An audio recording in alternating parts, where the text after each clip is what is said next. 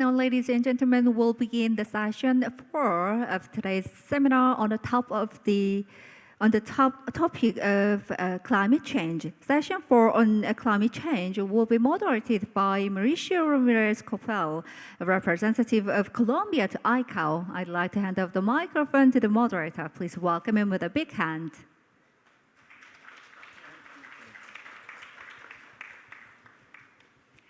So would you please start the session 4, sir?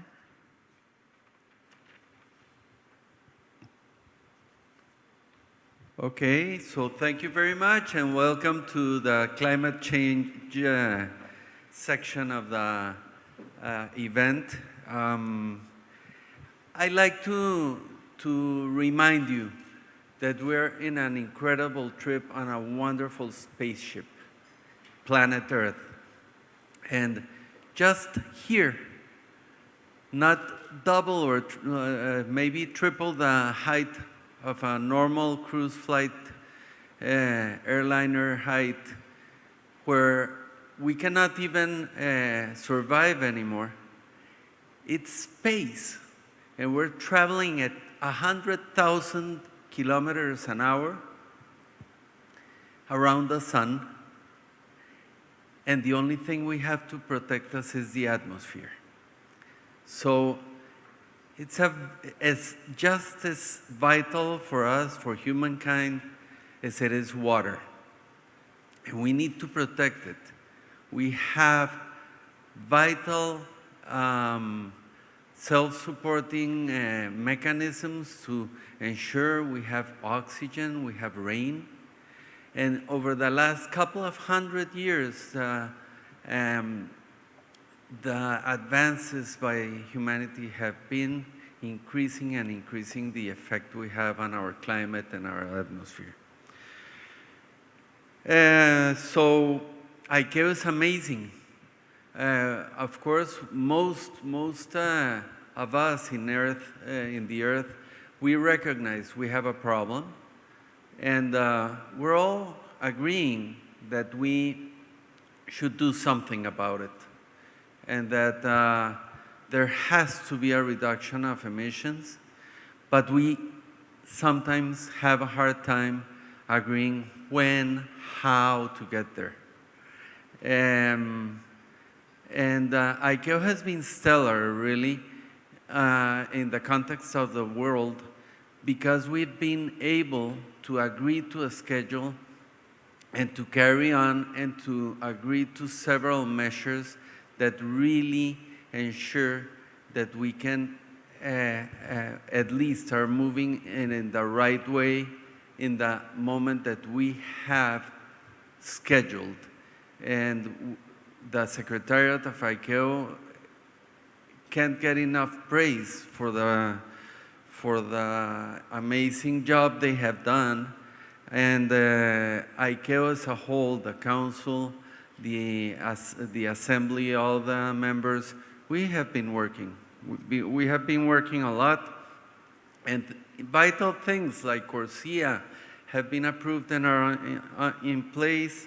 Of course, we have some controversy around it, and we're working on that.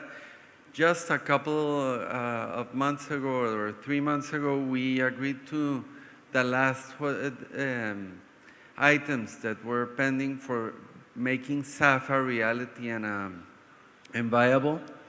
By the way, I am the chairman of the Council's Committee for the Environment and Climate Change, and we have been diligently working around that.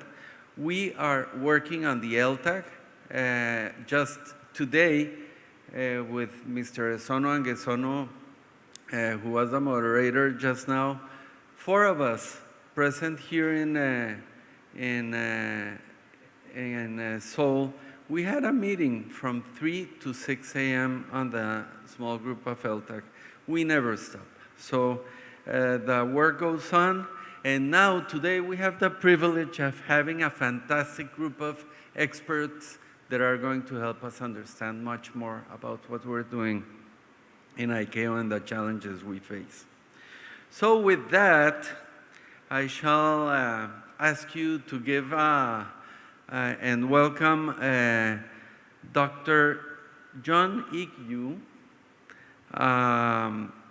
He is the director of the Department of Energy and Environmental Research from the Korea Research Institute of Climate Change. He will talk to us about the market mechanism of international greenhouse gas reduction on CORSIA under Article 6 of the Paris Agreement. So, Mr. Yu, you have the floor. Thank you.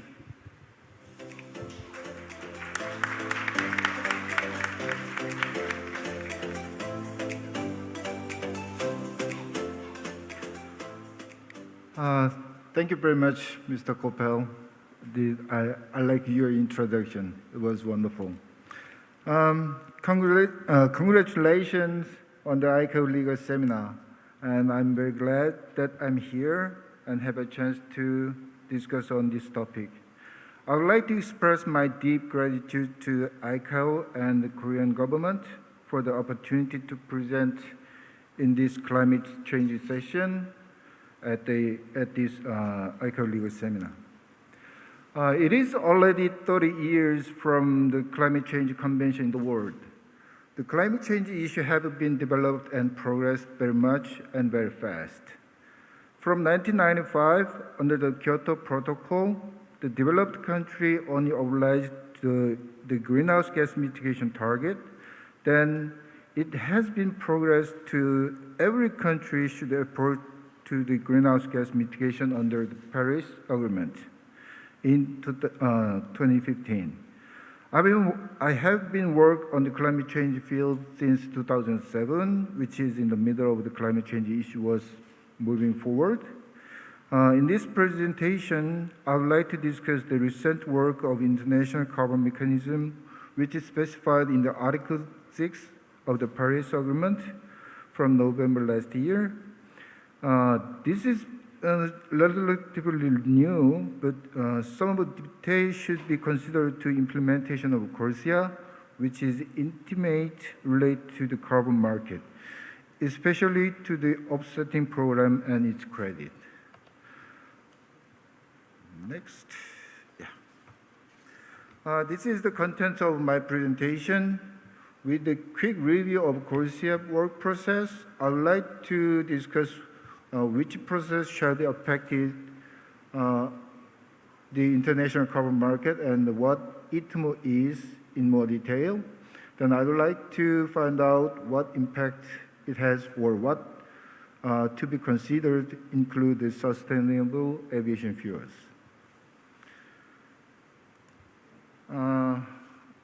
Under the Kyoto Protocol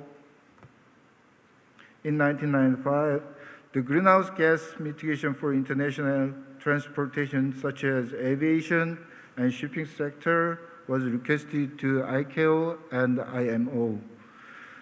By this request, ICAO set the target, which called the CNG 2020, in the 37th ICAO Assembly in 2010. To achieve the CNG 2020, the type of mitigation measures are proposed. The first one is advancing and developing the efficiency of aircraft technology, which can be conducted to the aircraft manufacturers. The operational improvements such as minimize the takeoff weight, optimizing the flight route are related to the efficiency of the fuel consumption by aircraft operators. You can see in the figure on the right, these two reduction measures would be contribute less than half of the goal to be achieved. The last one, the sustainable aviation fuel is a biomass-derived fuel and is a mean of reducing greenhouse gas based on the concept of carbon circulations. Currently, sustainable aviation fuel is called SAF, does not have enough price competitiveness yet. In other words, in order to achieve the goal of reducing greenhouse gas emission by utilizing these three reduction measures, technology development or price competitiveness must be established, and this requires a longer time. Therefore, In order to maintain and achieve the CNG 2020, Corsia, so-called the market-based measure, was implemented as a complementary means. The Corsia is a scheme that utilizes the reduction outcomes from other sectors to overcome the situation that greenhouse gas reduction measures in the aviation industry are very limited and fulfill responsibility for greenhouse gases emitted from international air transportation. The reduction outcome from the other sector is so-called offset credit in the international carbon market. Please keep in mind the term offset credit. The greenhouse gas reduction activity, which is based on the project level, is called offset project, and its outcome is the offset credit. This is a figure. This is just a very simplified the process of the Corsia. In this figure, the number is in order of work, and up to number 10 is the process of confirming the greenhouse gas emissions. The subsequent process is for airlines to purchase, verify, and submit the offset credit and the amount of greenhouse gas emissions, offset credit purchase, and their retirement and records. It is managed in the ICAO's CCR. Corsia Central Registry.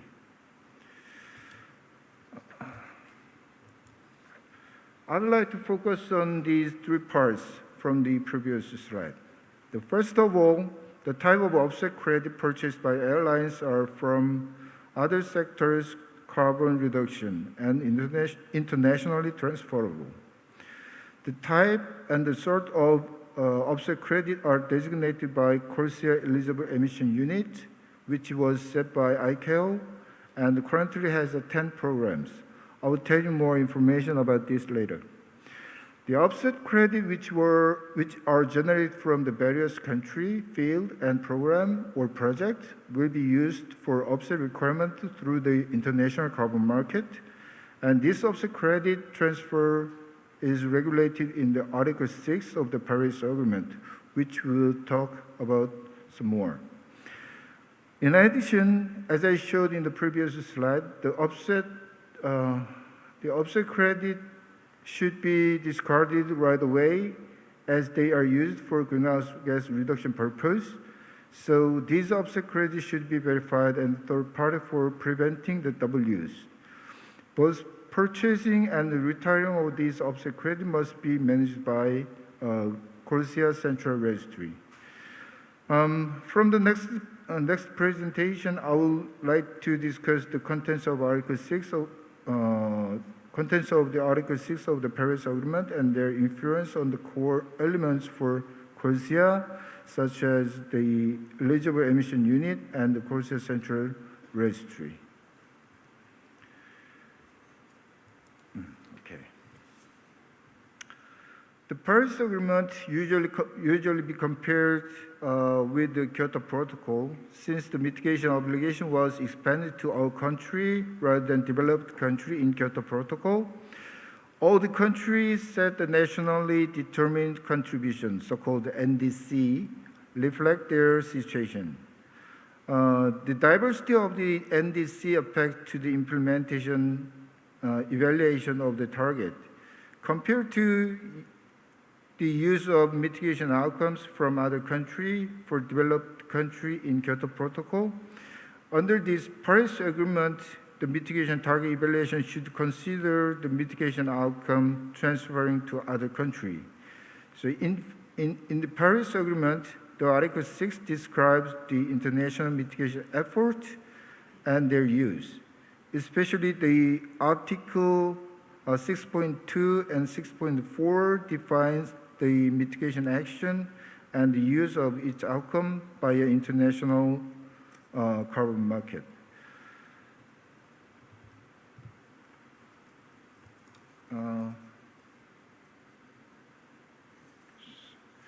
So in the Paris Agreement, the Article 6.2 is way of cooperating with each other to reduce greenhouse gas emission and sharing their performance with each other, according to set the rule between the two countries or multiple countries. You can create new rules or organize the subsystem by collecting opinion from each stakeholders. The reduction efforts secured here are marked as a mitigation outcome, MO. In the Paris Agreement, Article 6.4 has the centralized operating system under supervisory body, and finally creates credit type performance by implementing reduction using already established methodologies and means and obtaining approval from the supervisory body. Here, the reduction efforts are called as emission reduction is ER. So ITMO is the name of the call, these two, MO and ERs together, internationally transferred mitigation outcome. As mentioned earlier, the cooperative approach is similar to joint implementation in the sense of the reducing greenhouse gases through the cooperation between countries, but the form of the credit and the way of the business is expected to change a little bit to meet the requirement for commercial use. In contrast, sustainable development mechanism is being made in very similar form to CDM. The CDM's executive board might be shifted to the supervisory body and is also expected to utilize the monitoring, reporting, and the verification system, including the methodology stipulated by CDM. I'll show you in detail later, but ER is the emission credit definitely used for our CORSIA among the two ITMOs. This slide shows how ITMO are used in national NDC when transferring between countries. In countries where ITMO are issued, they have to adjust their greenhouse gas accounts and compare them with their NDC emission for the year, adding their sales performance to their actual emission as inventory emissions. Countries that use or import the ITMO deduct these purchase amount from the actual inventory emissions and calculate them as adjusted emission, then compare them with NDC emissions.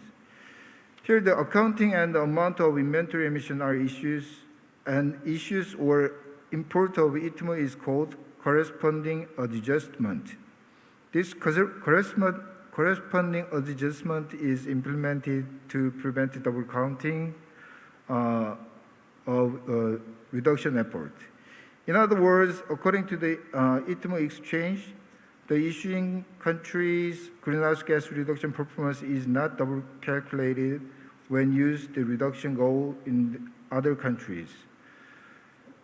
Corresponding adjustment should always be carried out according to the purpose of ITMO use, such as toward achievement of NDC and for other international mitigation purpose.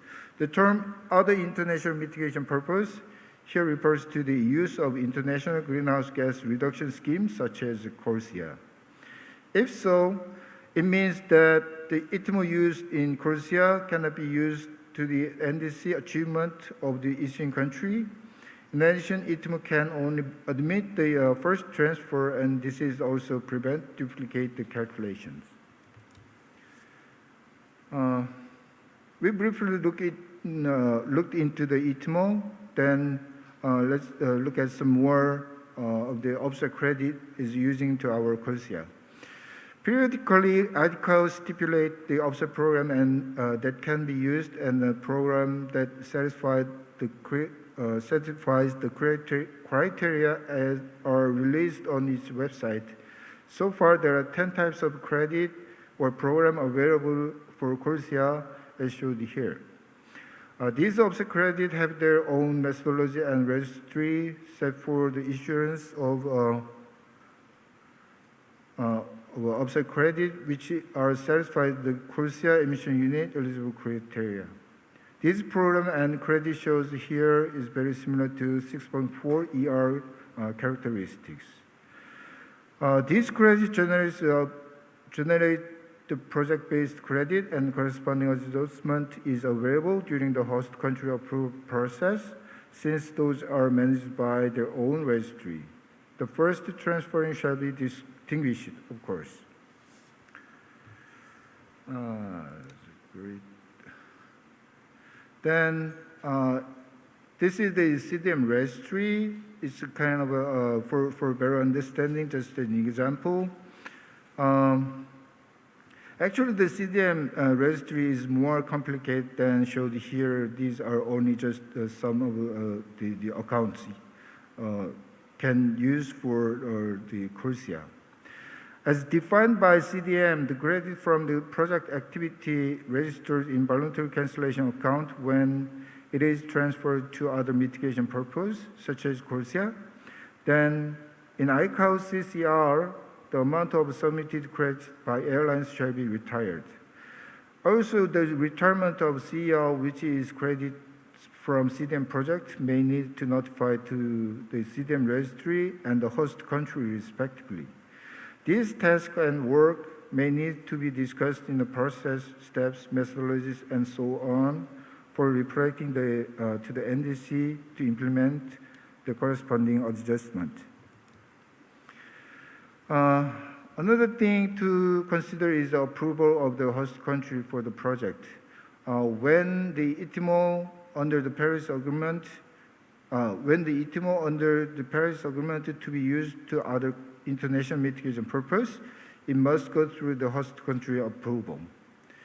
So it is necessary to inform that intended for use of the future to CORSIA with host country approval under the Article 6 of Paris Agreement.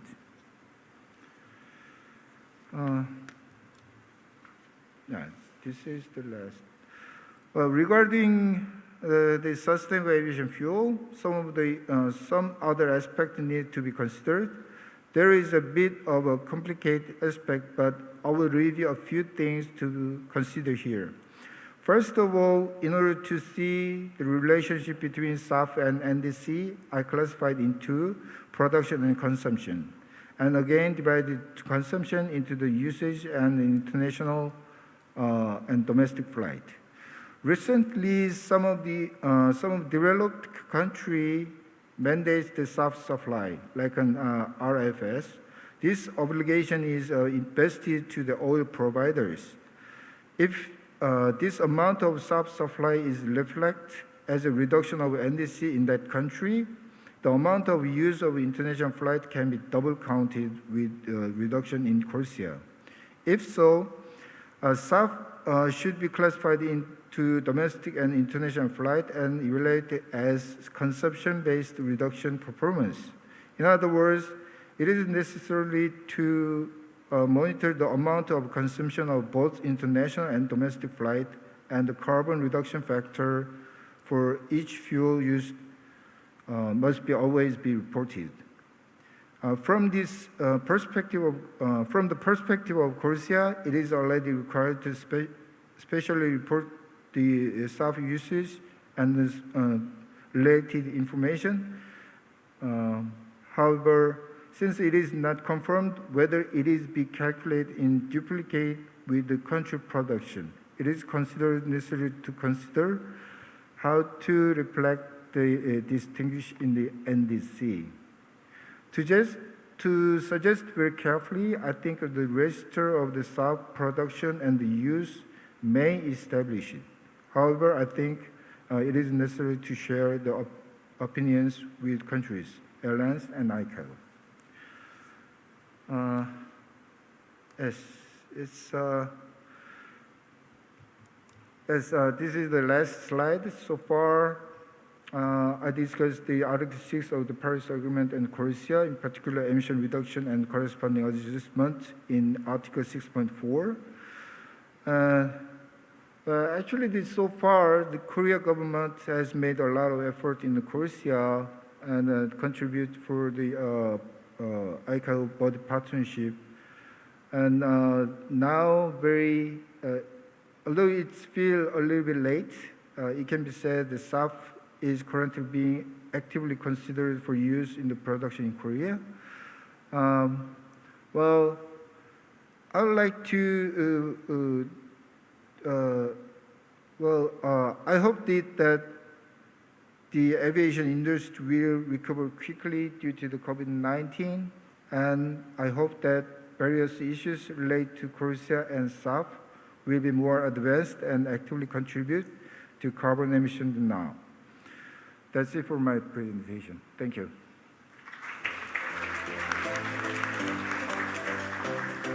Thank you so much, Dr. Yu, for that interesting presentation and especially enlightening about double counting and ITMO. So I remind everybody that all the resumes, detailed resumes are in the program.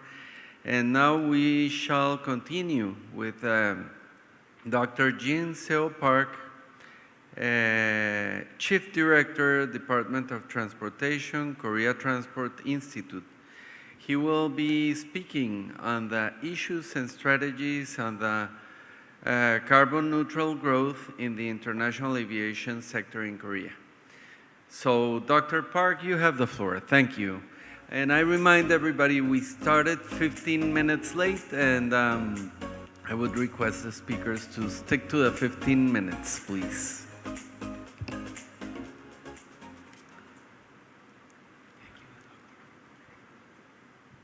Okay, thank you, Mr. Mauricio Capel, for your great introductions. Okay, good morning, everyone. I guess my name is Jin Seo Park from Korea Transport Research Institute at the Department of Civil Aviation. And it is a great honor to be here to meet you and make a presentation on this 2022 ICAO legal seminar at Seoul. And actually, today I'm going to talk about some issues and strategies of carbon neutral growth in international civil aviation in Korea.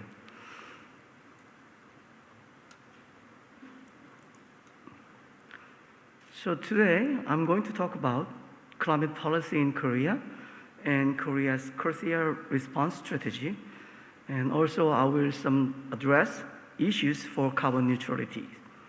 And finally, I will suggest for carbon neutral growth in international civil aviation.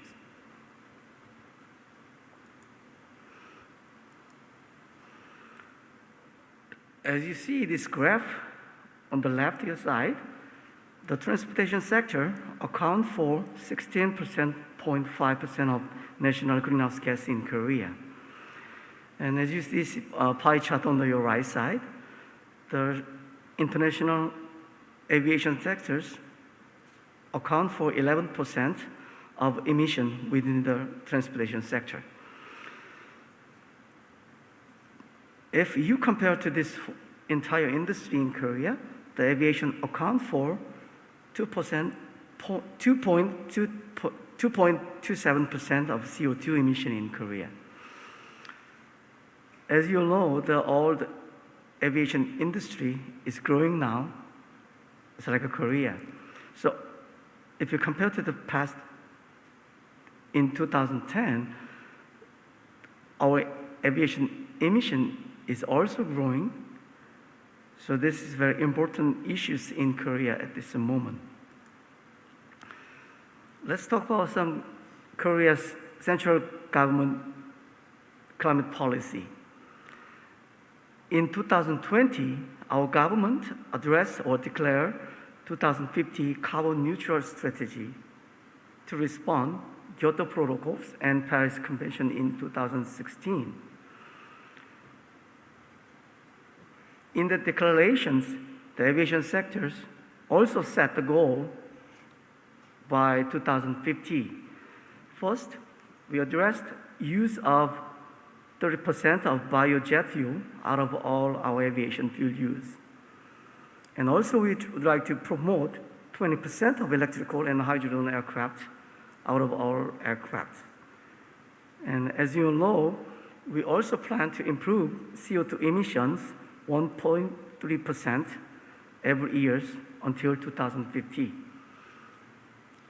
And one of the important issues we emphasize, continuously invest in development of drone and UAM to decrease our emissions in aviation.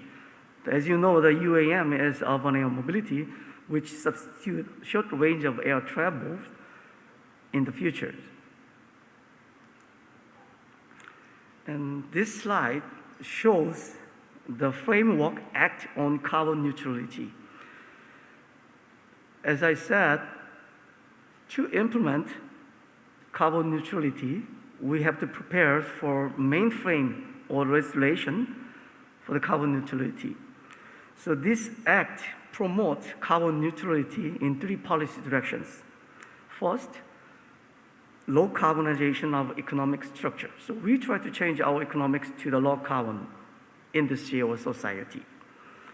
And second, the new low carbon industry ecosystem. And third is a fair transition to carbon neutral society. So our government set national NDC in 2030 was set by to be 35% or more compared to the 2018 emission status.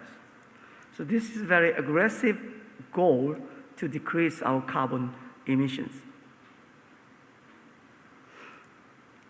And this chart shows our climate policy since 2008. So 2009, actually, we established first energy master plan to deal with climate changes and energies.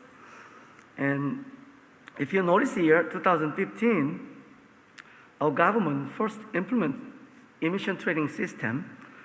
So from 2015, our domestic aviation is also covered by domestic emission trading scheme. Now we are third stage of the emission trading skill in domestic aviation. So our government focused different kind of regulations and law and policy to promote the national climate changes. Okay, let's talk about more details in Korea's response strategy in Korea. And as you all know, in 2010, the ICAO set the goal of improving fuel efficiency by 2% annually by 2050, along with submission of state action plan required by the all state. So Korea, since then, Korean government prepared and submitted state action plan 3 times to the ICAO to increase our capability and our capacity for international civil aviation greenhouse gas reductions. As this, the global map, as of April 2022, 127 states representing 97% of global RTK have voluntarily submitted their state action plan to the ICAO.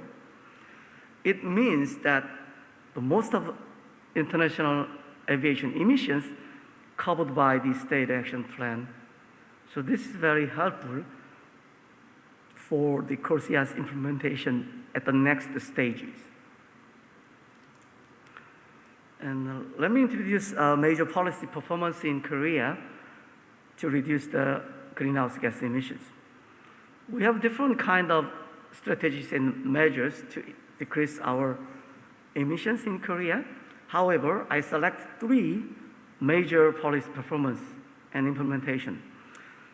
First, our government actually opened ATFM Center in 2017 at Daegu metropolitan city, which maximize the utilization of available aerospace and resources, and also minimize fuel use in the airlines.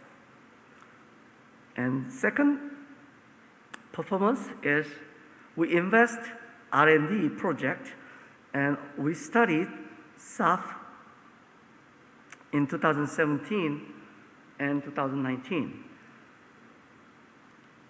In this R&D, we established a roadmap for applying biofuel in aircraft. Also, we proposed the composition of biofuel initiative and method of securing financial resources. And also, we invest or study in biofuel use of infrastructures.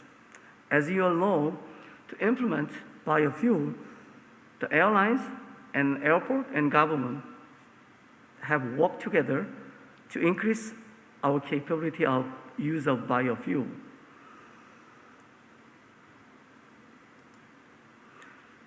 Okay, this slide shows the CORSIA system. I think at the previous presentation, Dr. Yu already discussed about this CORSIAs in detail. So I'm gonna skip this slide since we don't have enough time. And this is also the CORSIA system of Korean government. So I'm gonna skip this also because Dr. Yu already talked about a little bit about this CORSIA's process. Let me make one point in this slide. As you see, the aircraft operator, which is the airline, submit their monitoring plan to the state, and state also verify all the emissions and monitors, and also report the total state emission to the ICAO. And ICAO is set to the allowance offset requirement, and airline have to offset their emissions and submit their offset performance and verification report to the ICAO at the final stages. So this is the CORSIA system. From now on, I'm going to discuss about some issues of carbon neutrality of international civil aviation. And this, month, actually, April 4th, 2022, the IPCC published the Climate Change 2022 report. And since last report was 2014, so this report contained details of historical and current emission status of aviation, and also some reduction measures of civil aviation. But I found one difference in this report. If we compare to the 2014 report that only contained electrification of rail and bus and small vehicle. But at this 2020 IPCC climate change report mentions of electrical aircraft and electrification of airport operation, such as ground support equipment of electrification and also ground vehicle operation of electrification at the airport. So this is the big changes for this climate change action. And this slide, I would like to address some issues for carbon neutrality in international aviation. As you all know, the airline focus fuel reduction since airline operation, not this CORSIA, not this climate changes. Because the fuel reduction is directly related to the airline cost. However, there are limitation measures for CO2 reduction for airline at this moment. I heard from different airlines, they do reduction measures, they apply reduction measures for their operation since last 20 or 30 years ago. However, there is a limitation because they do a lot of actions and measures to decrease their CO2 emissions. So this is the limitations. But there is one act or two acts they left already. One is change the new aircraft, which have greater fuel efficiency compared to the old aircraft. And other method or measures is SAF. But these two require a lot of fund financing and the time. So government support is required since these measures are costly and time-consuming, and it takes a long time, especially aviation biofuel. And second issue is structural issues. So different CO2 offsetting requirement. This is some Korean case actually. 3 different programs has 3 different emission coefficients. A little bit difference, not a lot, but this is also obstacle for the airline. So we have to talk about this, 3 different emission coefficients to calculate or monitoring CO2 emissions. And also these 3, Korea and EU ETS and Korea ETS, differs in verification process and regulation. I know that's not a big issue, but some case it costly and it is very time-consuming issues. And third issue is cost issues. As you know, the excess in CO2 emission beyond the offset requirement will lead to the cost, which is airline cost, and resulting in higher ticket price for passengers somehow in the futures. Nobody knows how much will be applied to the ticket price. However, it happens. It will happen, I believe. And also airline pay for the extra cost of verification process. So these 3 issues should be solved by airline itself or the government support, especially sustainable aviation fuel. In case of sustainable aviation fuel use is supported by government.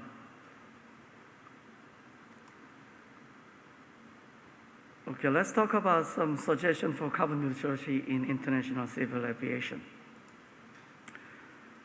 And first of all, I would like to address this, mandatory SAF mix ratios.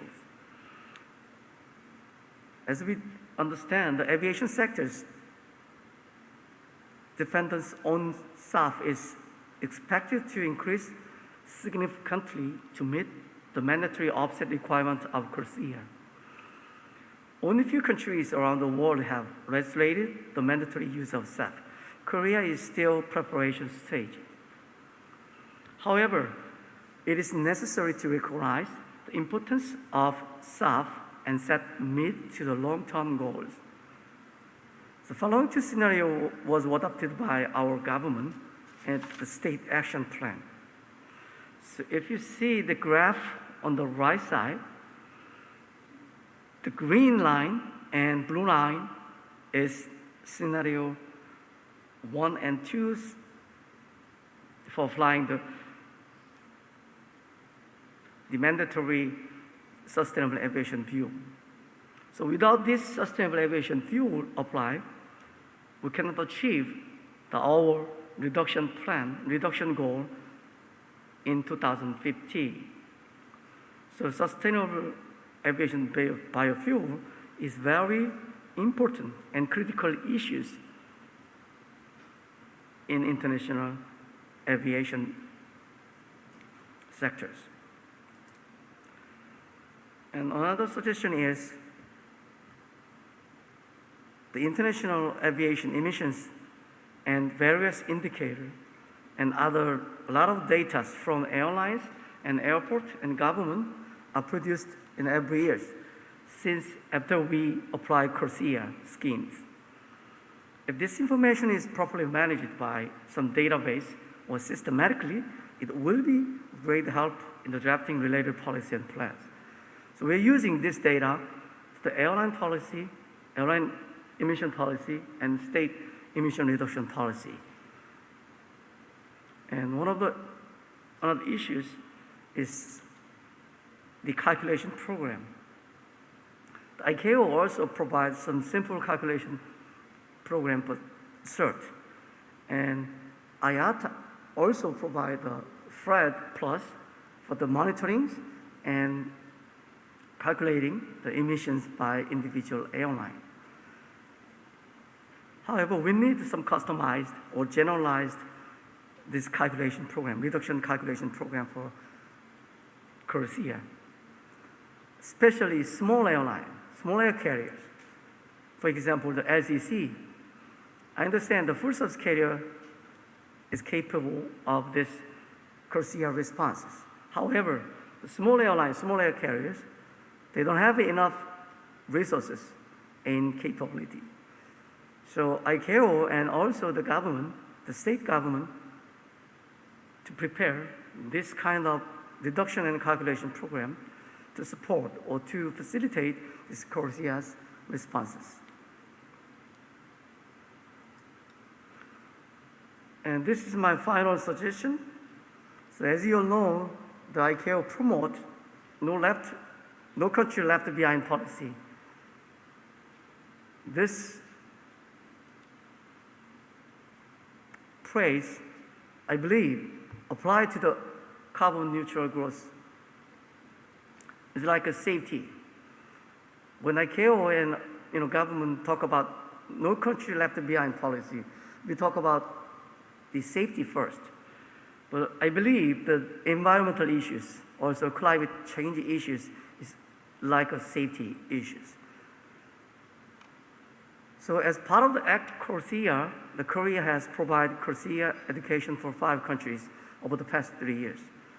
So I believe I guess the cooperation with international organizations and other developing countries is very important and key issues to facilitate this Korea. So as you all know, this catch price, no country left behind, is very important for implementing this Korea. So I hope the Korean government is cooperate with ICAO by continuously investing appropriate level of budget every year for a considerable period of time is essential key for not only information sharing, but also protection for greenhouse in International Civil Aviation Act. I think this is my end of my presentation, and thank you for your listening, and have a good time in Korea and be safe. Thank you very much.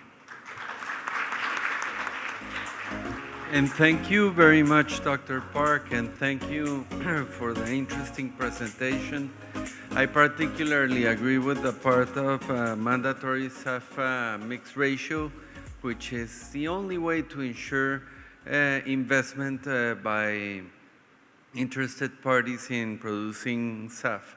However, not so easy to introduce and probably not happily accepted by the carriers. But thank you for that. And now we go to Mr. Kyu-Yuk Jo. Mr. Jo is Executive Director, Eco Sustainability Group, Incheon Airport Corporation, and he will make a presentation on Incheon Airport's green and New Deal strategy in response to climate change. So, Mr. Jo, you have the floor. Thank you. Thank you. Good morning. My name is Jo. I'm from Incheon International Airport. I'm very happy to be here this morning to having a chance to show you our airport strategies about eco-friendly airport.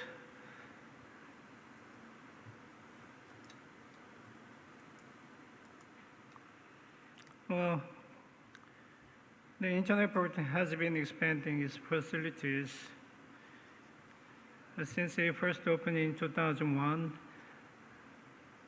And the second, And the third phase construction was made in 2008 and in 2017, respectively. And at the moment, we have the fourth phase construction project is under progress and is scheduled to be open in 2025, and which will bring to us about 606 million passengers capacity. In the meantime, Incheon Airport became the third busiest airport in terms of cargo volume, and they became the fifth busiest airport by international passenger traffic.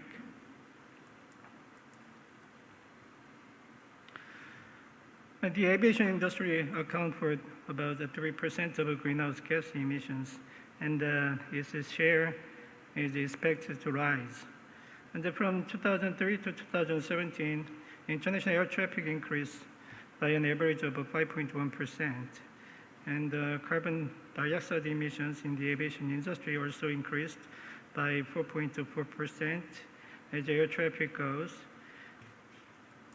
And according to Greenpeace, in 2030, about 5.9% of Korean Peninsula will be submerged below the sea as the sea rises due to the climate changes, and 3.3 million people will suffer from the flood because of that. And the climate crisis and COVID-19 is demanding the aviation industry to change to an eco-friendly business environment. And it is obvious that the survival for the aviation industry in the future is eco-friendly transition. And it seems necessary to respond more actively for us to deal with these structural changes in business environment of aviation industry.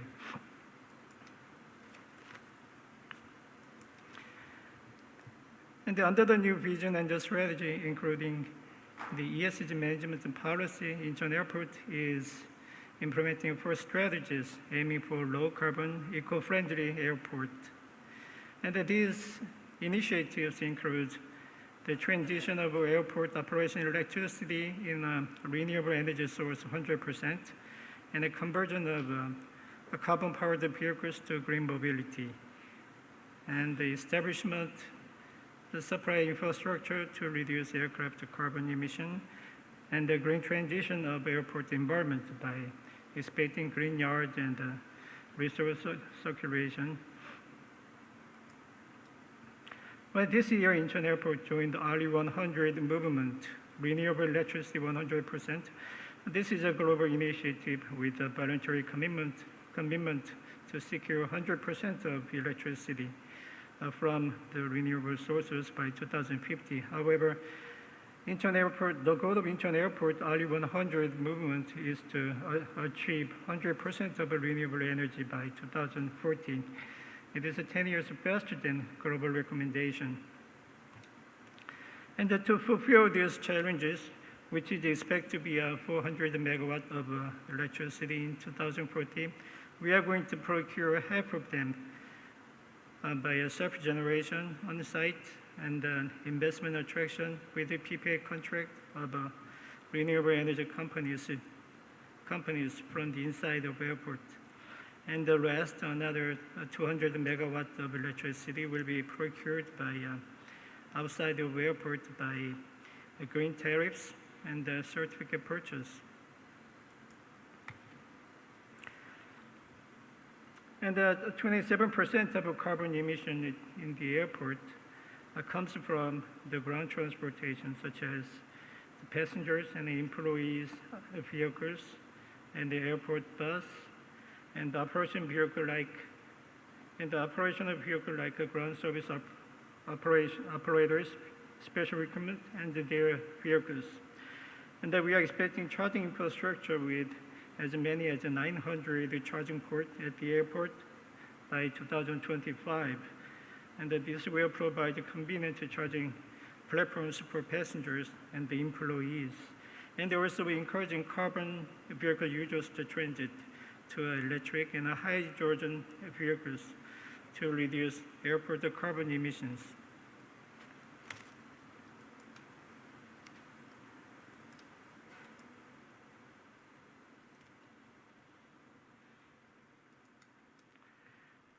There are two high capacity of refueling stations in the airport, which enables to accommodate 180 hydrogen cars per day, and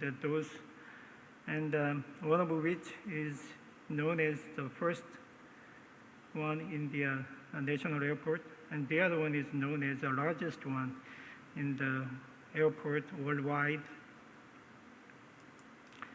And we had a business agreement with the ground service operators, replacing 100% of their diesel-powered vehicles and the equipment to eco-friendly ones by 2030.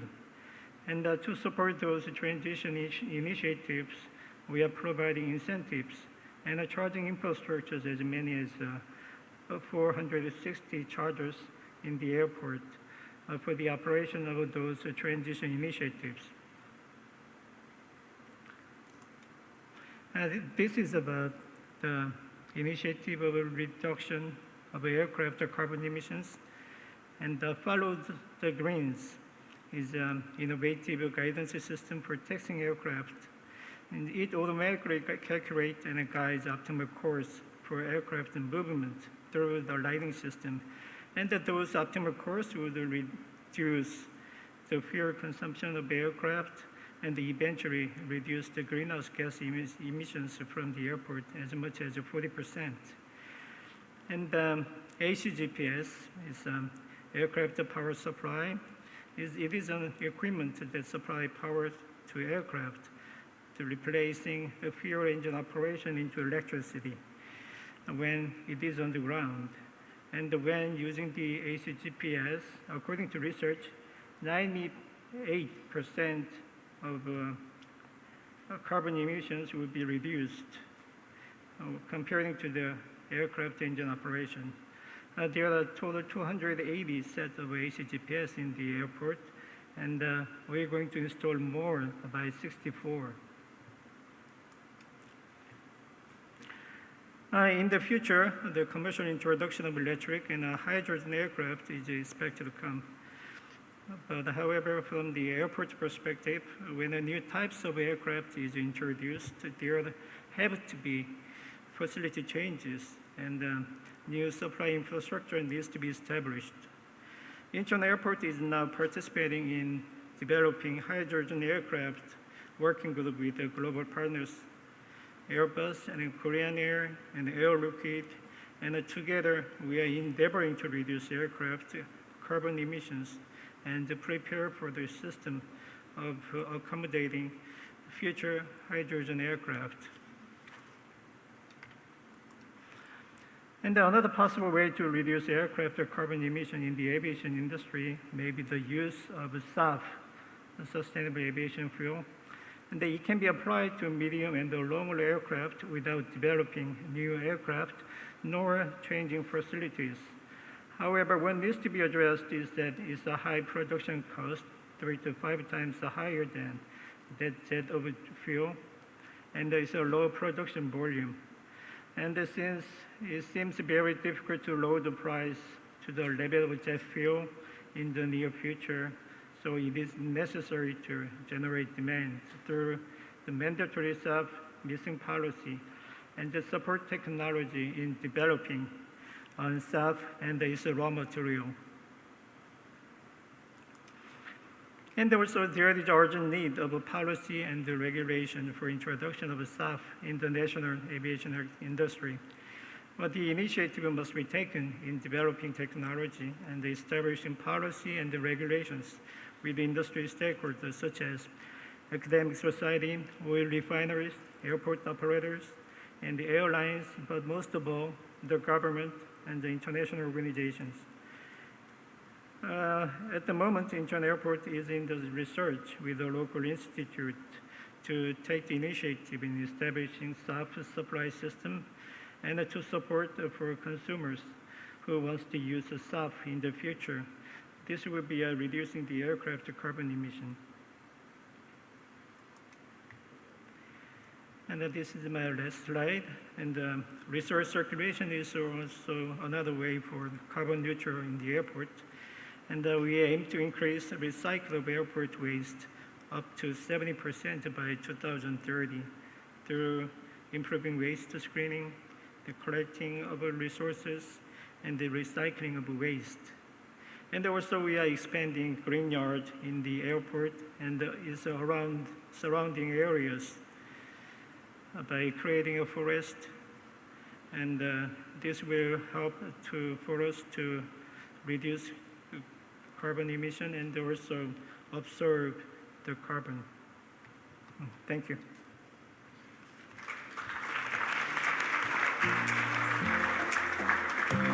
And thank you, Mr. Joe, and really what a wonderful trip you gave us to a spectacular Incheon airport, full of innovations like that follow the green to decrease the taxi times and hydrogen fuel for the buses and moving to carbon neutrality at the airport. I'm sure you will be very well prepared for 2035 when some of the manufacturers are aiming for hydrogen-powered aircraft. So thank you for that again. And now we shall move to, I understand, a pre-recorded intervention by Mr. Guido Harling, CEO and lead auditor, ETS Verification Group. He will be speaking on aviation emissions reduced through CORSIA. If you may, let's play it. Thank you.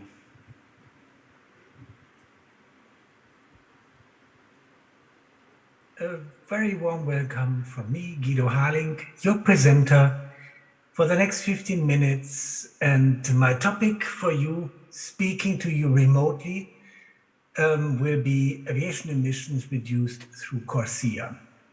Now, I'm talking to you remotely because I'm coming from Germany, and the time difference and the travel expenses are not, well, are the main obstacle for not standing to you right in front of you. By the way, this topic, 15 minutes, is absolutely not enough to talk about it, but I have compiled everything necessary to know about CORSIA, sustainable aviation fuel, in this presentation that will be available for you actually after the conference and will be shared with you. So let me start off by explaining to you who we are, and then we'll actually jump into, we'll do a deep dive into the topic. So we are, well, that's me talking to you from Germany. We are a verification body, an ISO 14065 accredited verification body for greenhouse gas reports. We audit airlines of all shapes and sizes. Yeah, you see our website. So, and actually we are still in the midst of the auditing season. We are currently auditing the 2021 emission report. That brings me actually to our work. So how do we actually audit? And let me start off by saying that I am a pilot myself, so I know what's going on in the cockpit. And the idea is that we will track the paperwork or the electronic data out of the cockpit, so the flight and fuel emissions data from every single flight through its pathway through the back office of the airline into an emission report. And once we complete the emission report, and when the operator completes the emission report and presents it to us, we will, you can see, we will create a verification report stating or assuring that the data is truthful. So the reported emissions are truthful. How can we do this? Well, like I said, I told you we are an accredited verification body under, you can see, ISO 14065, and we are listed in an ICAO document as, if you browse for the state of Germany, you will see us, ETS verification, GmbH, listed there for the verification of CORSIA emission reports. Enough with the self-introduction or the sales pitch. Now let's jump right into our topic, sustainable aviation fuel. The idea is that we'll take a quick recap. I know you have heard about CORSIA already, but I want to pick it up at a certain point. CORSIA is not the only, but it's the most comprehensive aviation carbon offsetting and reduction scheme for international aviation. And the idea of CORSIA is to have carbon neutral growth. So we all know, as you can see in the graphic, we all know that aviation activity, the demand for flight services will grow, especially after COVID now. But ICAO has said in its assembly that we want to keep CO2 emissions at the 2020 levels. Now, actually, they have said that the baseline years for determining the neutral level that shall not be exceeded is the average of the year 2019 and 2020. We all know in year 2020 there was very little flying, so due to the pandemic. So the year 2019 actually forms the baseline here for the carbon neutral growth. How can that be achieved, knowing that we will have more air traffic? Well, the idea is to use a basket of measures. And here we see this stylistic basket that CORSIA envisions. It's, for one, it's a global market-based mechanism that is nothing less than an emission trading scheme, and I'll explain that a little bit. It's like what the European emission trading scheme has. There is technology improvements to reduce emissions, such as winglets or more fuel-efficient engines, fan blades, and engine washing. And then there are operational processes that can, for instance, continuous descent at an airport that can help to reduce emissions. And there is the idea of SAF, Sustainable Aviation Fuel. So let me explain briefly for you as a quick recap the phases of CORSIA implementation. I just show them all. So the baseline period, as I just said, for determining the threshold was originally the years 2019 and 2020. Now it's only 2019, as there has been very little aviation activity in 2020. And right now we're in the pilot phase. We're auditing the emission reports of operators from the year 2021. And I highlighted, okay, there's a pilot phase, a first phase, and a second phase. The only thing I want to mention here is that for this first 3-year phase, offsetting is becoming relevant. Offsetting means the neutralization, so to speak, of the actual carbon emissions by the market-based mechanism, so by carbon credits that you can buy and surrender or cancel, or by the use of sustainable fuels. And this is what this presentation mainly focuses about. Okay. And this is the key slide, actually. The key slide. This is, and what you see here is a screenshot taken from an actual CORSIA emission report that airlines have to submit. And for us verifiers, the emission report is part of the MRV, monitoring, reporting, and verification process. So an airline has to populate, of course, the total emissions from international flights. Yeah, and we as verifiers check those. And the airline can claim emission reductions from the use of CORSIA eligible fuels. And that's what, where or how sustainable aviation fuel can help. So this is kind of the idea. Yeah, of course, if you claim those, you need to be more specific. You need to populate table B1, and we will see kind of further down the road how this is populated. So in summary, SAF, Sustainable Aviation Fuels, can help the operator to reduce its obligation. Yeah, there is actually in the reporting process, in the emission report, there is then the table that breaks it down by aerodrome pair, the emissions for each aerodrome pair.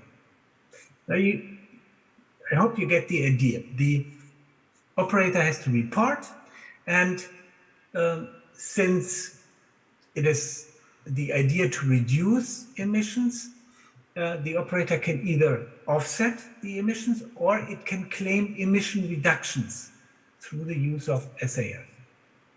So, what does SAF actually stand for and how is it useful? SAF, Sustainable Aviation Fuel, will become a CORSIA eligible fuel.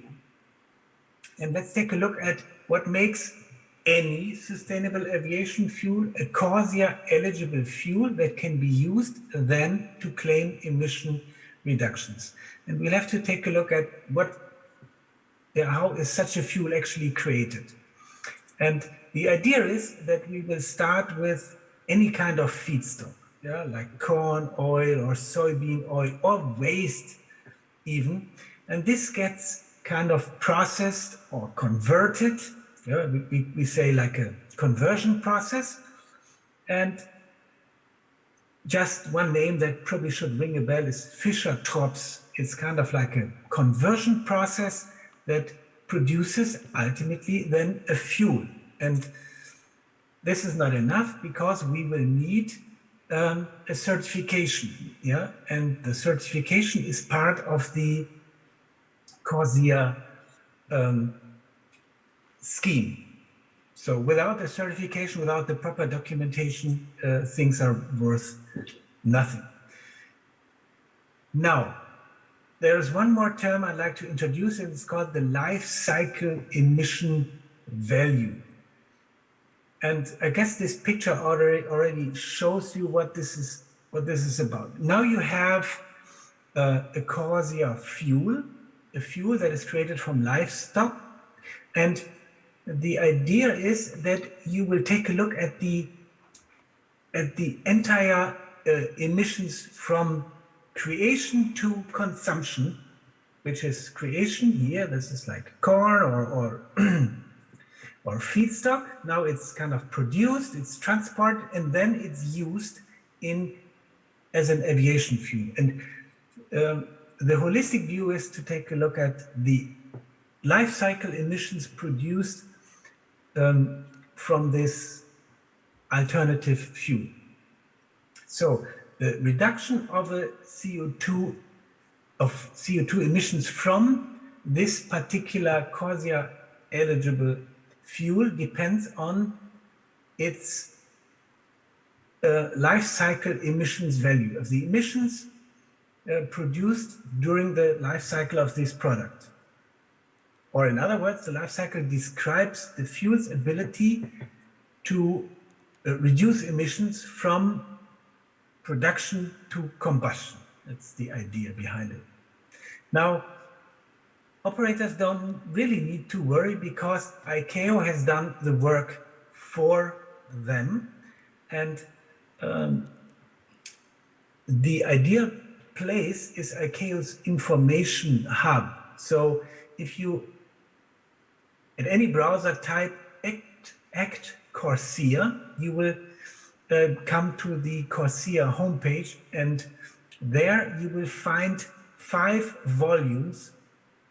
And for instance, in this volume, it specifies the life cycle emissions values for a given CORSIA eligible fuel. Now, why is that important? It is important because you will later or ultimately in your emission report will have to populate this table B1. Remember, we'll take another look at it. B1 to determine what your emission reduction is for the particular type of fuel you have used. Long story short, this is ICAO's information hub. It describes the general scheme of sustainability, but most and foremost important, it describes the values that you can use when creating your emission report. Now, here is the how-to. I imagine that there are a couple of airlines in the audience, and they want to know, okay, now I'm planning to use sustainable aviation fuel. I've heard about the idea of I can use this to reduce my actual emissions. How do I do it? And this is like a quick walkthrough of the steps. So let's say, okay, I'll have to preface this by saying this applies to aeroplane operators not reporting to the European Economic Area, because in Europe there is also the European Emission Trading Scheme, and the approach is a little bit different. Let's focus on the Asian operators that are not reporting to Europe.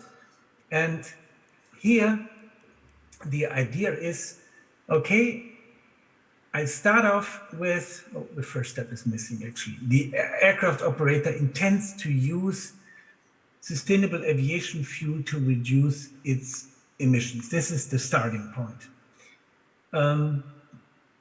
Next step is you'll have to update your EMP, your emissions monitoring plan, with the information of the sustainable aviation fuel you intend to use during the year. Always keeping in mind that at the end of the year, you'll create an emission report and you want to claim emission reductions, those emission reductions you want to claim.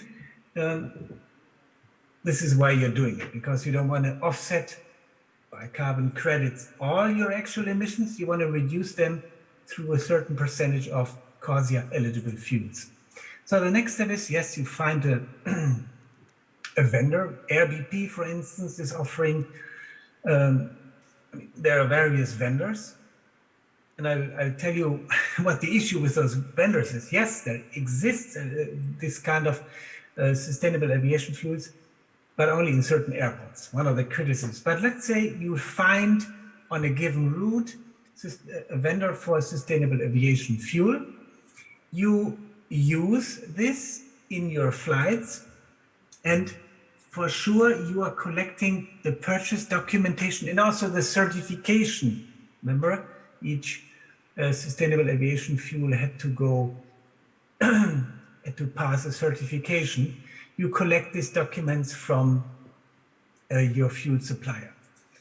Then you have to create or furnish a supplementary information template, and you prepare your emission report. Especially you populate this table B1. Then my profession comes into play. You provide this to a verifier, the supplementary information, the monitoring plan, and evidence of your purchasing from your sustainable aviation fuel, plus the actual emission report with table B1. We'll provide a positive attestation to your emission report. We verify it, and the information then gets handed on or passed on to the state. So the idea here is that the fuel you're purchasing, and therefore I directed you, or I mentioned the information, ICAO's information hub needs to be approved by ICAO's council of that determines the sustainability of a given fuel. And yeah, there is an additional supplementary information template that you have to populate. Okay, now I promised you that I want to show you how this is populated, and it's very, very straightforward. Don't get, well, frightened by the formula here. This is from an actual CORSIA emission report, and the fuel type this particular airline has used is Jet A. The sustainable fuel is Jet A1. It is made out of corn oil, yeah, the feedstock. The conversion process is one of the most common conversion process, the Fischer-Tropsch process. In this example, they have used the neat eligible fuel amount of 10,000 tons. And here is this value, 13.8, that you will take from the default values of the ICAO publication. Basically, this is the formula here. The actual emission conversion factor 3.16 times 1,000 times, or it's multiplied in brackets 1 minus life cycle value 13.9. You can take from the table from this book here, divided by, this is a given factor, fixed factor of 89 for jet fuel, and you will receive the emission reduction value of 26.665 tons that you can reduce your actual emissions by. Isn't this wonderful? It is. I mean, this is what encourages airlines and also fuel providers to make the transition to sustainable aviation fuels. I'm absolutely positive. Well, okay, I'm looking at my time. I promised you 15 minutes and we are making 15 minutes. So 2 more slides only, the outlook. Well, we all know aviation will grow again past COVID. People want to travel, people have a longing for vacation.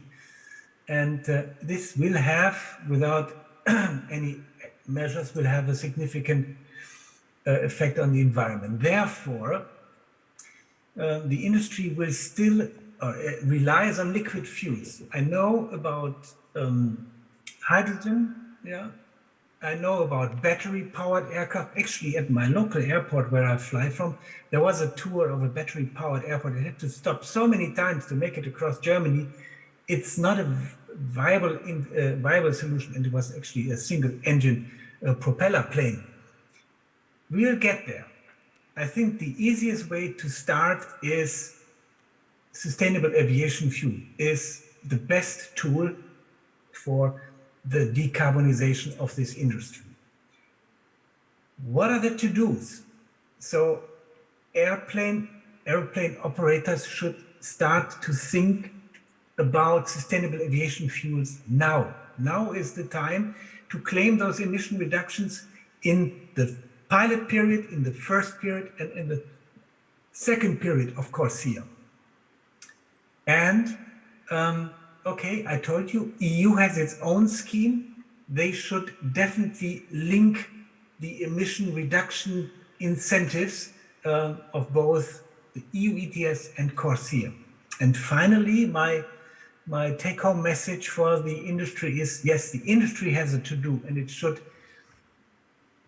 proceed with a large-scale deployment. There need to be more airports that offer sustainable aviation fuel for a hub-and-spoke network of an airline. Yeah, this is my wish to the industry, and demand will drive it.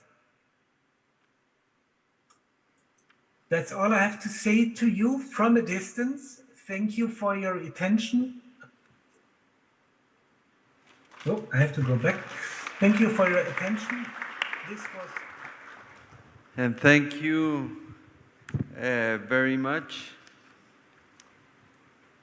Mr. Harling. And so I'm a little saddened that we have been allotted the least time of all the legal seminar, and this topic is really, really interesting and important.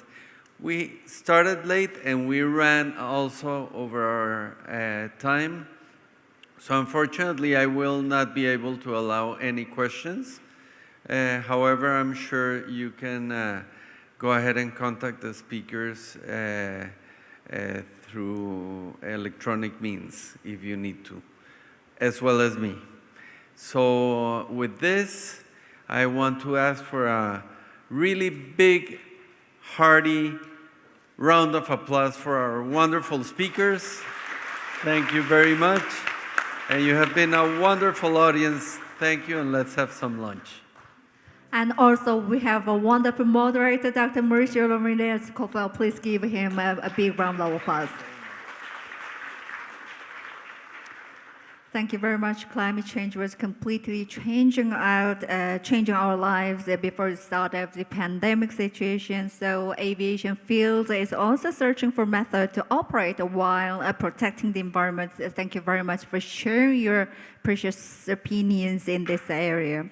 You must be famished, I think, from these long sessions. So I'll be greeting you once more at the fifth session after the lunch. So we will serve you your lunch at Grand Volume 1. Thank you very much.